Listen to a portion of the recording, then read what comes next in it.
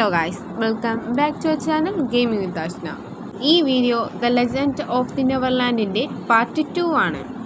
ഇന്നലത്തെ എപ്പിസോഡിൽ എന്തുമായിരുന്നു, ജീനി, അതായത് സ്ട്രീറ്റ് ലൈറ്റിൽ നിന്ന് ഒരു ജീനി പുറത്തായിരുന്നായിരുന്നു നമ്മുടെ അവസാനിച്ചിരുന്നത്. പക്ഷേ അതൊക്കെ കഴിഞ്ഞിട്ട് കുറേ കാര്യങ്ങളൊക്കെ കഴിഞ്ഞിട്ടുള്ള വീഡിയോ ആണ് ഇത്. കാരണം എന്താണെന്ന് വെച്ച് കഴിഞ്ഞാൽ അതിൻ്റെ ഇടയ്ക്ക് നമ്മുടെ റെക്കോർഡറിൻ്റെ ഇഷ്യൂ കാരണം എന്താ പറയുന്നത്, പകുതി വീഡിയോ, അതായത് ഞാനെടുത്ത പകുതി വീഡിയോവും അതിൽ നിന്ന് ഡിലീറ്റായിപ്പോയി.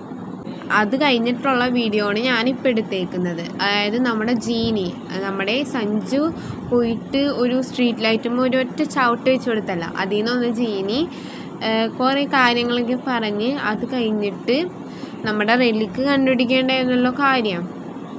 അങ്ങനെ നമ്മൾ ഓരോരോ കാര്യങ്ങളിങ്ങനെ ചെയ്യാനൊക്കെ പോയിട്ട് റെലിക്കിന് പകരം വേറൊരു കാര്യം നമ്മൾ കണ്ടുപിടിച്ചു. ഫിലിപ്പ് പറഞ്ഞ പോലെ തന്നെ നമ്മൾ ഒരു ബോബി എന്ന് പറഞ്ഞിട്ടുള്ളൊരു ചെക്കനോട് എന്ന് ചോദിച്ചപ്പോൾ അവൻ പറഞ്ഞു ഇങ്ങനെ സ്പാർക്കി, ഷൈനി അങ്ങനത്തെ സാധനങ്ങളൊക്കെ അടിച്ചു മാറ്റാൻ വേണ്ടിയിട്ട് കുറച്ച് മോൺസ്റ്റേഴ്സ്, ഗോബ്ലിൻസ് വരുന്നുണ്ടെന്ന്. അപ്പോൾ നമ്മൾ ഇങ്ങനെ എന്താ, അവനങ്ങനെ പറഞ്ഞല്ലോ ഗോബ്ലിൻസ് ഉണ്ടെന്ന്. അപ്പോൾ ഗോബ്ലിൻസിൻ്റെ എന്തെങ്കിലും ഒരു ക്ലൂ കിട്ടിയാലോ എന്ന് ആലോചിച്ച് നമ്മളിങ്ങനെ നടക്കുമായിരുന്നു.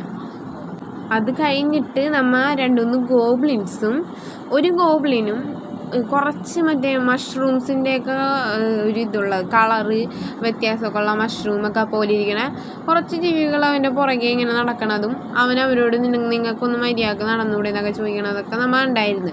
പക്ഷേ അത് പാർട്ട് 2-ലായിരുന്നത് വരേണ്ടത്, പക്ഷെ വന്നില്ല.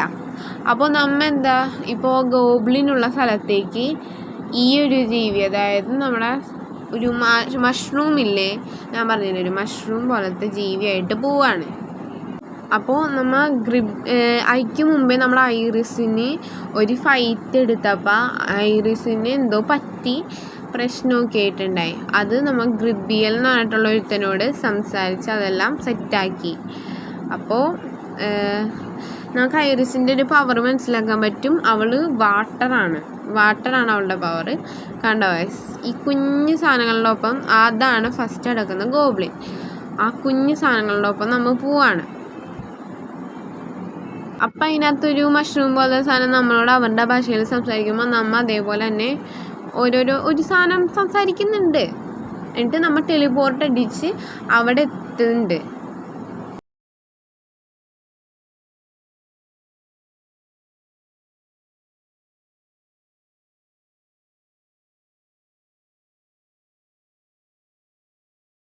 സോ ഇപ്പം നമ്മൾ ടെലിപോർട്ട് ചെയ്ത് അവിടെ എത്തിയിട്ടുണ്ട്.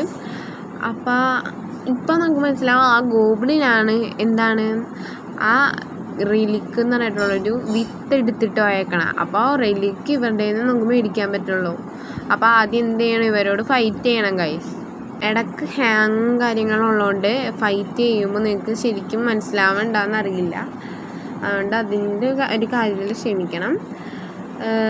സോ നമ്മളിങ്ങനെ ഓരോരോ ഘട്ടം, അതായത് അങ്ങോട്ട് ഇത്തിരിക്കോളം ദൂരം പോകുമ്പോഴേക്കും അവിടെ കുറേ ഇങ്ങനെ ഗോബ്ലിൻസ് ഇരിക്കുകയാണ്. നമ്മൾ അവരെല്ലാവരെയും കൊല്ലുവാണ് കേട്ടോ. അതെങ്ങനെയാണ് നമ്മൾ ഫൈറ്റ് ചെയ്യുന്നത്, മറ്റേ മഷ്റൂമിൻ്റെ രീതിയിലാണ്ട് അതിൻ്റെയൊക്കെ പവർ വെച്ചിട്ടാണ് നമ്മൾ ഫൈറ്റ് ചെയ്യുന്നത്.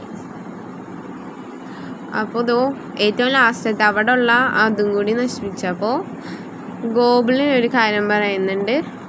ഇപ്പോൾ ഈ മഷ്റൂമുകളുടെ പേര് സ്പോറിനാണ്. അപ്പോൾ ഗോബ്ലിൻ പറയണ്ട് എന്നാൽ ഇത് റിപ്പോർട്ട് ചെയ്യുക ബോസ്. അപ്പോൾ ഇവർക്കൊരു ബോസ് ഉണ്ടെന്ന് പറയുന്നുണ്ട് ഗൈസ്. അപ്പോഴേക്കും അവിടെ വെച്ച് നമ്മുടെ ക്യാപ്ചർ നിന്നിട്ടുണ്ടായിരുന്നു, ബാക്കിയുള്ളതൊന്നും കിട്ടിയില്ല.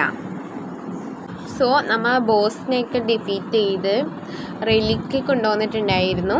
അതൊരു മഴത്തുള്ളി പോലെ കണക്കിനിരിക്കുന്നൊരു കുഞ്ഞു സാധനം ഇരുന്നു, ആയിരുന്നു റെലിക്ക്. അത് നമ്മൾ എടുത്തിട്ട് ഓക്ടാനിലോട്ട് തിരിച്ചു കൊണ്ടുവന്നായിരുന്നു. ഇത്രയാണ് നമ്മുടെ പാർട്ട് 2-ൽ ഉൾപ്പെടുത്തുന്നത്. പാർട്ട് 3 ഉണ്ടാകും അങ്ങോട്ട്.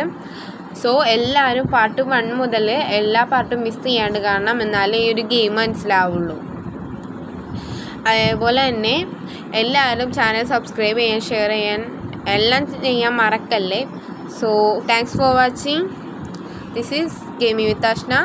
Tu me fais de toi plus que les autres. Ton cœur me veut mais tu me dis pas choses, tu ne me dis pas les choses.